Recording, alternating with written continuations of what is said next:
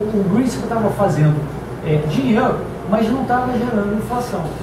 Mas esse dinheiro estava indo para algum lugar. Ele estava de novo indo para ativos, que não entram no cálculo do índice de inflação, né? Então ele estava indo para certos ativos, por exemplo, imóveis e também bolsa, né? Então gerou-se uma grande inflação de ativos, no fundo uma alta de preços gigante, que inclusive afetou o Brasil. O Brasil, nos anos 2000, teve um dividendo internacional gigante, não só porque a China estava comprando muito do que a gente produz, né? Minério de ferro, soja, outros produtos agrícolas, outros produtos de minerais, de cobre, etc. Não só a China estava comprando muito do que o Brasil produz, mas todo esse fluxo de novos dólares que estavam sendo criados estava também vindo para países como o Brasil, que estavam tendo boas políticas econômicas. E o Brasil, no início dos anos 2000, estava tendo boas políticas econômicas, sim. A gente tinha debelado aquela inflação descontrolada, havia um compromisso de não ter um déficit público que aumentasse a dívida pública do governo, né? E a gente passou a ter um câmbio flutuante que evitava que a gente tivesse uma crise de câmbio, né? Como a gente teve muitas vezes no passado. Então o Brasil foi muito beneficiado por essa, né, montanha de liquidez internacional que estava aí, e veio para o Brasil. E o Brasil se beneficiou em termos de preços de várias coisas, né? Aqui, imagino, não conheço os imóveis em Fortaleza, mas eu tenho certeza que o preço dos imóveis na década de 90 devia ser muito menor do que é hoje, né?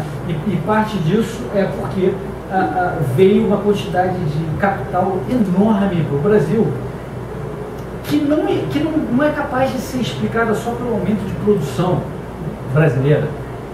Esse excesso do preço dos imóveis aqui em Fortaleza, ou em São Paulo, ou em outros lugares do Brasil, é devido a essa montanha de liquidez internacional que o Brasil atraiu né, durante esses anos, né? Então, estou explicando tudo isso para mostrar que toda essa liquidez internacional é o que move o mundo, faz a diferença em termos de crescimento econômico, preços de ativos, etc., riqueza das pessoas, mas também pode causar uma gigantesca crise se há um momento de retração dessa liquidez, como já ocorreu no passado, na crise da Ásia e da Rússia, em 97 e 98, na crise de 2008, ocorreu uma grande retração, que foi logo contrabalançada pelos bancos centrais no caso de 2008, mas houve inicialmente uma grande retração. O Brasil em 2008 ainda estava bem na forma, hoje está bem pior. Eu vou chegar lá, né? Mas eu queria só continuar um pouquinho sobre a questão do sistema financeiro internacional. Então, com essa injeção e preço dos ativos subindo desenfreadamente durante os anos 2000, chega uma hora que os ativos não param de crescer por vários motivos, né? Quem acompanha a escola austríaca entende bem por quê. Recomendo vocês darem uma olhada no site do Instituto Mises, Mises.org.br, para entender o porquê que essas crises ocorrem depois dessas injeções de dinheiro, né? Mas finalmente ocorreu essa crise, e depois dessa crise, qual foi a solução que esses caras que não previram a crise, que causaram a crise, fizeram? O que eles vêm fazendo desde 2008? A mesma coisa que causou a crise: imprimir dinheiro, aumentar o crédito, né? E salvar bancos, né? Que é uma coisa que é inconcebível também, né? Você pegar o dinheiro da população para salvar banqueiro, cara rico, cara que não precisa disso. Eu não entendo como é que não houve rebeliões, como está vendo agora na Turquia, depois de tanto absurdo de você tirar dinheiro dos pobres para dar para os caras de Wall Street ou do dono de banco. E os caras continuam lá, né? Os mesmos caras que quebraram os bancos são os mesmos caras que continuam tocando os bancos hoje, né? É inconcebível. Mas é assim que está acontecendo lá fora, e não é à toa que lá eles estão passando por uma situação extremamente delicada. Uma coisa que é importante entender é como funciona um banco.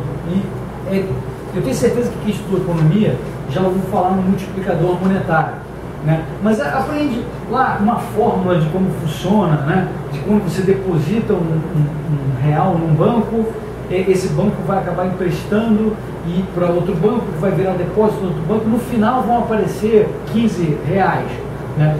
As pessoas entendem que bancos criam moeda, né? Mas eu acho que não cai muito a ficha. Não é só o Banco Central Brasília que está lá trabalhando em 3 turnos, imprimindo moeda, não só imprimindo fisicamente, mas imprimindo nas reservas bancárias, que são números eletrônicos que eles dão para os bancos. Mas o próprio banco também cria dinheiro, né? E é engraçado como isso é feito. Se eu começo, por exemplo, no banco hoje, eu tenho 10 milhões de reais, abri um banco, vamos dizer lá que eu consegui a carta patente do Banco Central, abri um banco, eu tenho 10 milhões de reais. Então, com 10 milhões de reais, eu tenho 10 milhões no caixa. Se eu fosse uma companhia, não um banco, eu teria que fazer um produto, gastar um dinheiro para fabricar, contratar gente, gastar um baita tempo fazendo esse negócio, e aí eu começo a vender, e aí lentamente a empresa começa a crescer com o lucro dessas vendas depois de fazer a produção. O banco é completamente diferente no mundo de hoje. Pela lei que hoje está vigente no mundo, o banco pode, esses 10 milhões que eu criei o banco agora, eu posso dizer o seguinte: olha, vou fazer um empréstimo de 3 milhões para o Raduan, que está aqui. E como é que isso ocorre? Eu digo, olha, Raduan, agora você tem um empréstimo de 3 milhões, você tem direito a 3 milhões, e eu crio um número eletrônico dizendo que o Raduan tem uma conta com um certo valor lá.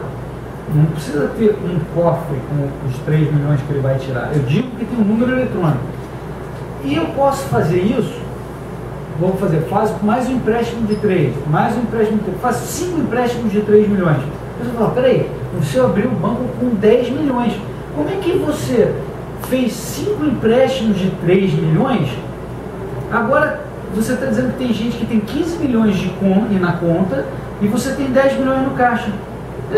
E é muito pior do que isso, gente. Eu posso fazer até 100 milhões ou mais. No mundo desenvolvido, sim. Eu não queria interromper, mas uma vez, você falando um pouco disso, uma vez eu vi uma definição do Alexandre Barco, não sei se você conhece. Conheço bem. Ele diz o seguinte: banco é um negócio que funciona baseado em pegar ativos de curto prazo para emprestar no longo prazo. Explica um pouco disso. Porque a gente está agora fazendo um experimento, que é uma disciplina de economia austríaca, que a gente criou agora esse semestre aqui na faculdade. E aí a gente estava, semana passada, estudando o Hernando de Soto. O de Soto, ele é muito crítico com relação às reservas fracionárias.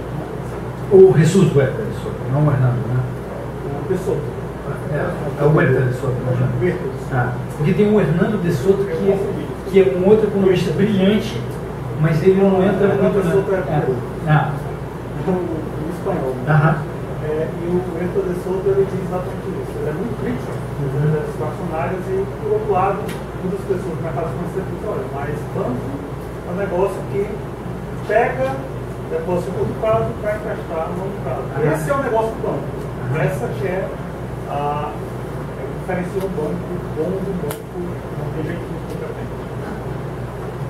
Eu não queria desviar muito. Não, eu vou entrar, eu estou pensando como que eu explico isso da maneira mais adequada, mas só completando o raciocínio anterior. Então, eu, como dono de um banco, eu comecei com 10 milhões e em 15 minutos eu posso ter um banco com ativos de 200 milhões.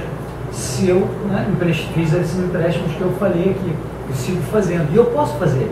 Aí você fala, mas como? Você só tem 10 milhões em caixa? É que os banqueiros sabem que nem todas as pessoas vão ao banco ao mesmo tempo para sacar o dinheiro.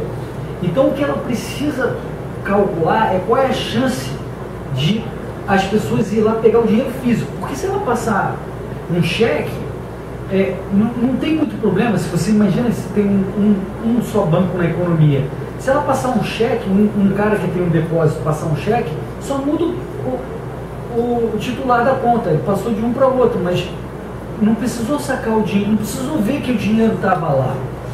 Então, esse jogo, vocês têm que concordar que é um jogo, parece um truque de mandrake, né? Que no mercado normal não aconteceria. No mercado, se fosse um mercado, vamos dizer, livre, ninguém toparia um esquema desse. É que hoje todo mundo sabe que se o banco for quebrar, o governo vai salvar. Então todo mundo está dizendo o seguinte: olha, eu não quero nem saber o que o banco está fazendo, porque eu sei que o governo garante. E a gente viu que garante mesmo, né? Estão todos salvos, né? Os banqueiros, né? Fizeram uma opção de besteiras e quem pagou a conta fomos nós. E eles vão fazer cada vez mais besteira. Porque se quando você lucra, o lucro é seu, e quando você faz besteira, quem vai cobrir o prejuízo é o contribuinte, eu quero fazer o máximo de coisas possíveis e imaginárias. Eu vou passar agora a emprestar dinheiro para o cassino de Las Vegas, porque se der certo é meu, se der errado, vamos me salvar. Diga.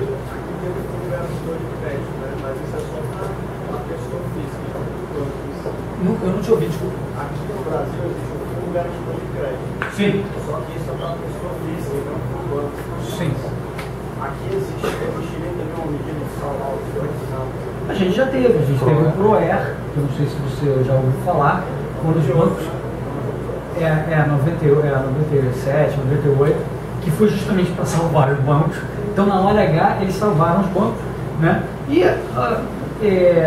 mal ou bem, né, o Banco Central sempre dá liquidez se por acaso o Fundo Garantidor de Crédito não cobrir. O Fundo Garantidor de Crédito ele cobre os depósitos, mas também ele salva o banco. Eles salvaram a Pan-Americana agora que deu problema. Eles usam dinheiro que seria para garantir o teu depósito também para salvar o banqueiro, o que quer que seja, né? Então é uma grande confusão, né?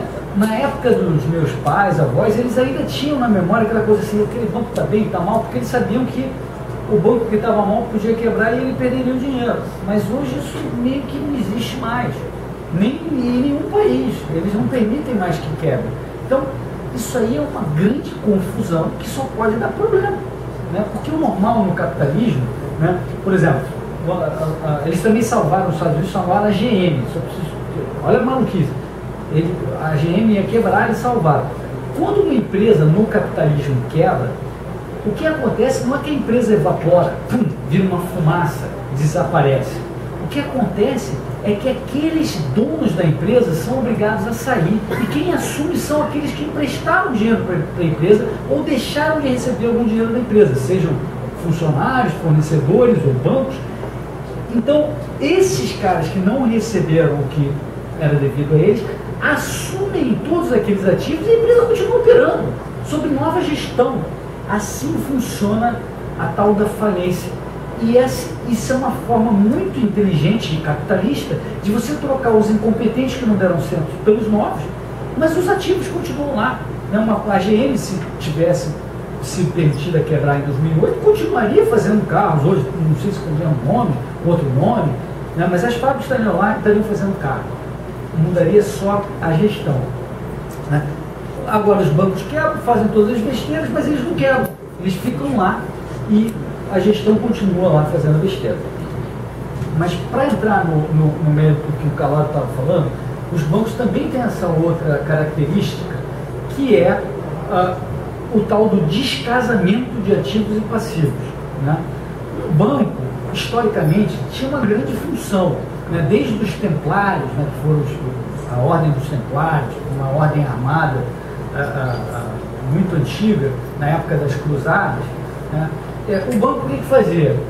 Ele recebia como depósito um certo valor, seja ouro, qualquer outra coisa, e ele ou guardava esse valor, se ele estivesse fazendo a função de guarda, ou ele dizia ao cara que depositou: você quer deixar como depósito e aí você tira a hora que você quer, ou você quer me emprestar esse valor e eu te devolvo daqui a 2 anos. Aí vamos dizer que ele dissesse: tá bom, você me devolve daqui a 2 anos com bons juros. Tá bom, durante esses 2 anos eu posso emprestar esse dinheiro. Eu empresto para algum projeto que vai ter uma maturação de 2 anos.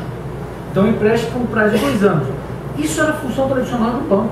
era a intermediação financeira. Pelos dois serviços, os bancos sempre cobravam. Pelo serviço de servir como depósito, como custódia de um determinado ativo, e pelo serviço de intermediar. Afinal, ele estava pagando para o depositante um certo juros e estava cobrando mais juros de quem ele estava emprestando. Essa é a função tradicional do banco.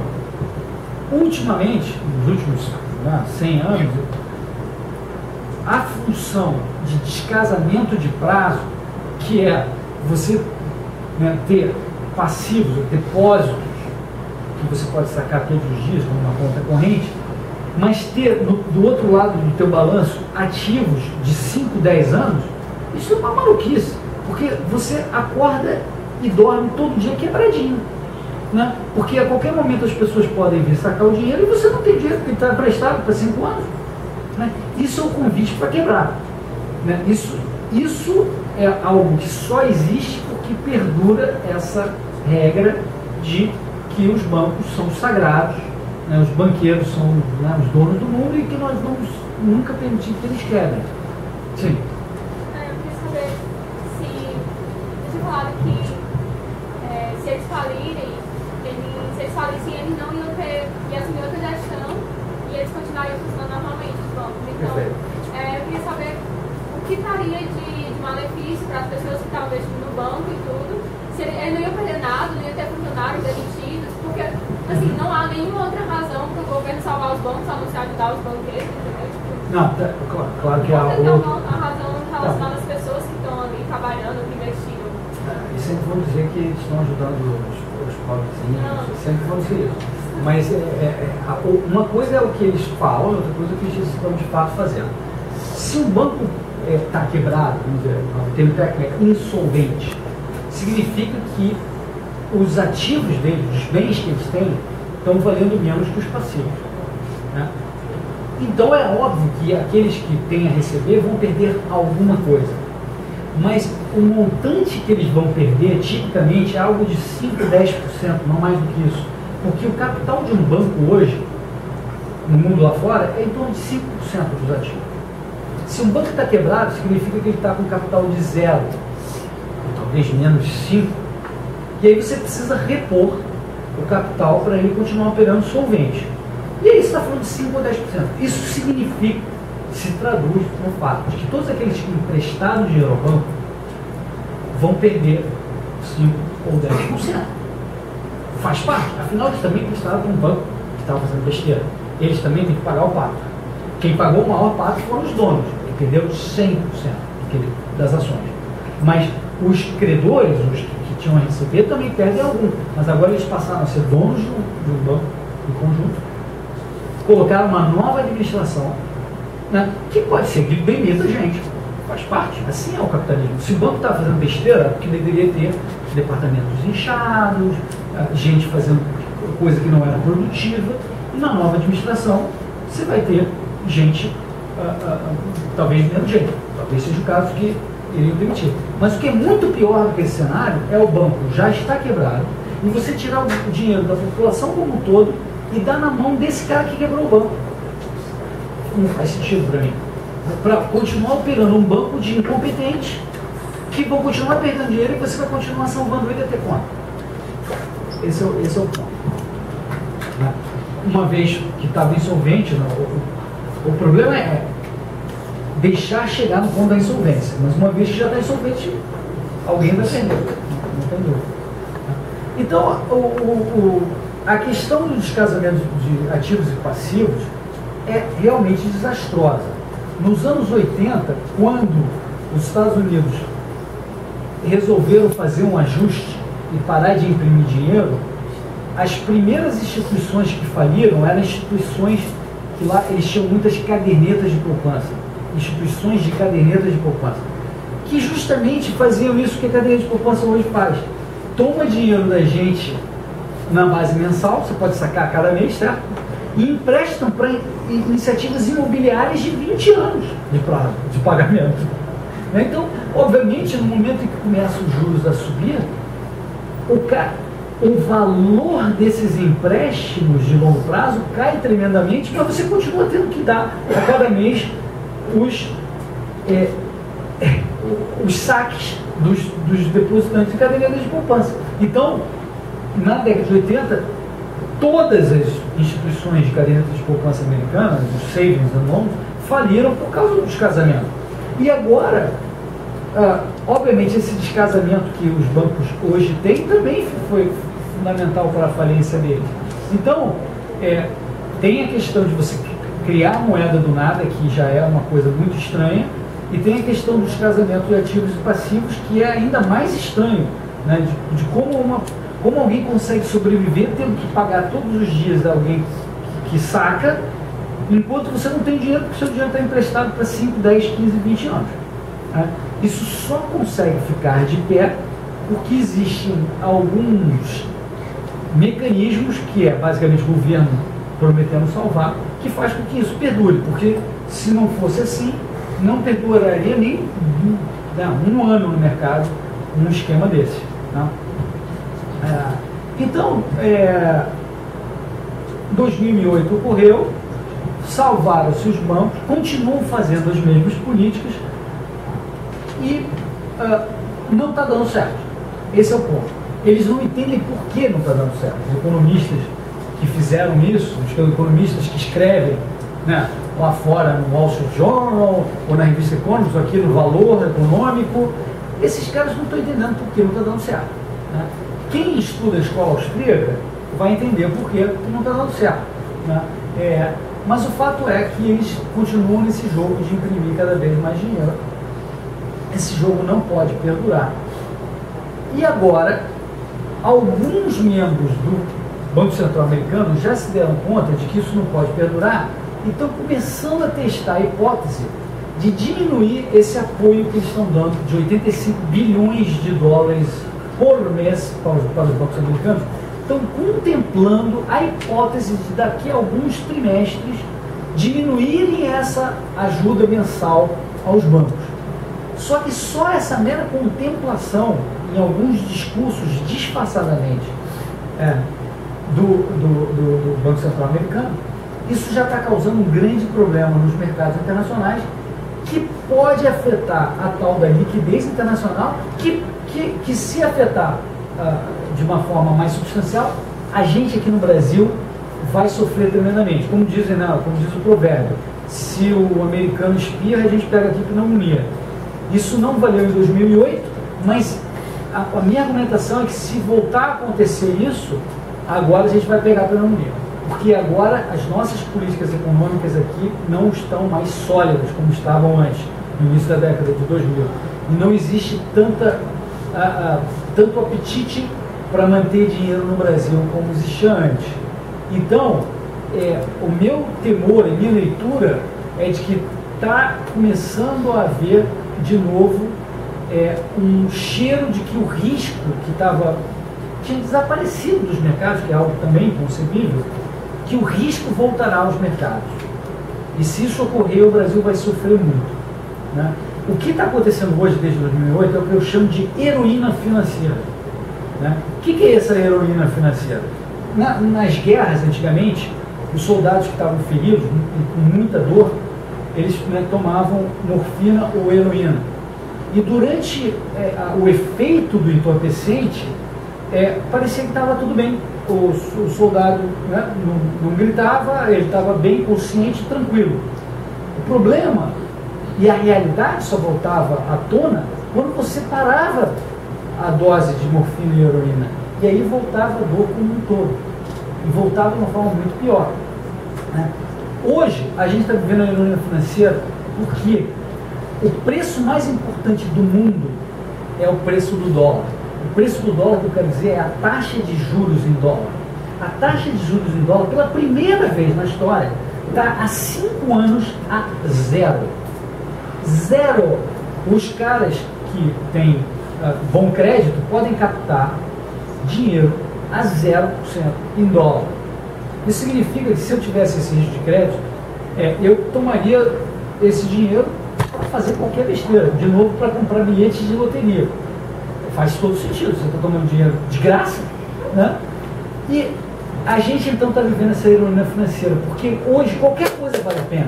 comprar imóvel no Brasil. Pô, maravilha, me dá aí dinheiro a 0%, só preciso te devolver o dinheiro daqui a 5 anos, sem juros.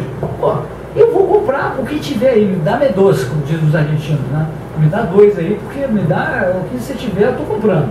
Né? Isso aí está mascarando a realidade, como a heroína administrada por um soldado. Né? Está mascarando a realidade, está fazendo o mundo inteiro comprar coisas que não compraria se os juros estivessem normais, sei lá, 5% ao ano, algo normal. Né? E isso, então, o meu temor é que agora que estão contemplando diminuir o apoio aos bancos e eventualmente, quem sabe, os juros voltem lentamente ao normal, isso desencadeie vamos dizer, um pânico de vendas em todos os ativos do mundo. Né? E eu acho que essa possibilidade existe. Existe porque a gente vê, por exemplo, o Nikkei caiu 15% nos últimos 10 dias. O Nikkei é a bolsa do Japão. Em torno de 15% só no susto desses anúncios do Fed. O ouro teve um colapso também gigantesco há 3 semanas atrás, com outro discurso do Fed falando uma coisa parecida. Né? Então, é muito importante para quem tem interesse em economia, administração, finanças, entender o que está acontecendo na liquidez internacional, o que está acontecendo no Japão, o que está acontecendo na Europa, em termos financeiros, não só da economia, do desemprego, etc., mas em termos financeiros. Diga. Nessa situação toda, como é que fica a China? Que ainda continua, né, com uma margem de crescimento assim, bem acima, mas assim, ela ainda é uma das principais compradoras de títulos americanos, e nessa situação